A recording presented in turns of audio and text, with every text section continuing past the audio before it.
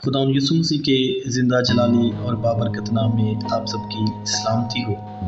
अज़ीज़ों, खुदा के ज़िंदा कलाम मुक़द्दस के अंदर लिखा है, मत्ती की इंजील उसके 13वें बाब और उसकी 44वीं आयत के अंदर, आसमान की बादशाही खेत में छुपे ख़जाने की मानिंद है, जिसे किसी आदमी ने पाकर छुपा दिया और खुशी के मारे जाकर जो कुछ उसका था बेच डाला और उस खेत को मोल ले लिया।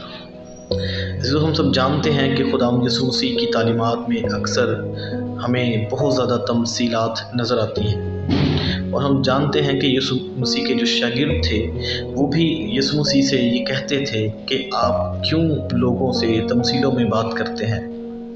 अगर हम इसी 13वें बाब की पहली आयत को पढ़ें तो हमें नज़र आता है कि यीशु मसीह एक बहुत बड़ी भीड़ के साथ कलाम कर रहे हैं। ये भीड़ उस दौर की वो लोग थे जो कि मूसा की शरीयत पर अमल करने वाले थे, और इनके नज़दीक खुदा के कलाम को पूरा करना बहुत मुश्किल था।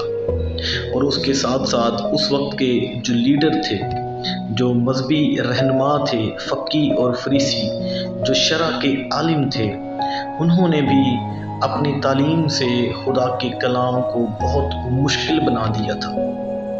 और इस सख्त तरीन माहौल के अंदर जब यीशु मसीह मुनादी करने के लिए दुनिया में आए तो उन्होंने लोगों से तमसीलों में कलाम करना शुरू किया।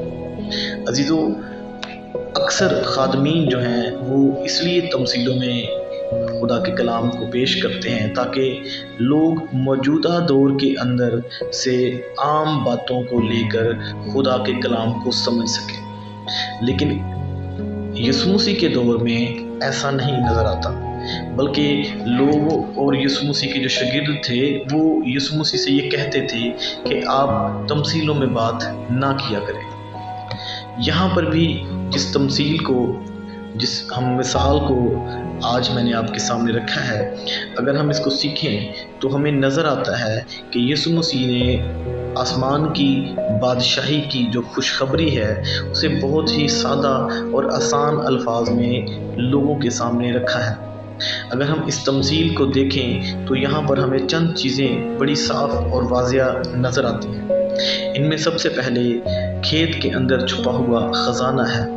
फिर हमें एक शख्स नज़र आता है जिसको वो ख़जाना मिलता है और वो उसे खेत के अंदर छुपा देता है। और फिर हमें यहाँ पर उस शख्स का जो अमल है वो नज़र आता है कि वो उस ख़जाने को लेता है और छुपाने के बाद जो कुछ उसके पास था वो उसको बेचकर उस खेत को ख़रीद लेता है, और यूँ वो उस ख़जाने का भी मालिक बन जाता है। अजीज़ों, खुदा की बादशाही जो है ये हमारे लिए मुफ्त है। ये बिल्कुल ऐसे ही है जैसे आपको कोई कीमती ख़जाना मिल जाए, और हम जानते हैं कि ख़जाने जो हैं उनके लिए कीमत अदा नहीं की जाती, बल्कि वो शख्स खुशनसीब कहलाता है जिसके हाथ कोई ख़जाना लग जाता है। और यीशु मसीह ने भी हमें सिखाया कि हमारे लिए जो आसमान की बादशाही है वो खुदा ने फ्री ऑफ कॉस्ट रख दी है। इसके लिए हमें कोई पैसा खर्चने की ज़रूरत नहीं है, इसके लिए हमें कोई कीमत अदा करने की ज़रूरत नहीं है। हाँ, एक काम ज़रूर है जो इस शख्स ने यहाँ पर किया है, और वो ये कि उसके पास जो कुछ उसका अपना था वो उसने बेच डाला। शायद यहाँ पर इस शख्स ने बहुत सारी ऐसी चीज़ें भी बेच डाली हों जो इसे बहुत ज़्यादा पसंद हों। अगर दुनियावी तौर पर हम इस चीज़ को अपनी ज़िंदगी में लें तो शायद आज हमें बहुत ज़्यादा अपनी चीज़ों को भी खुदा के लिए छोड़ना पड़े। शायद बहुत सारी चीज़ें ऐसी जिनको हम बहुत अहमियत देते हैं उन्हें भी छोड़ना पड़े, लेकिन याद रखिए कि खुदा की बादशाही जो है वो दुनिया के अंदर सबसे ज़्यादा हमारे लिए कीमती है। खुदा आपको बरकत दे।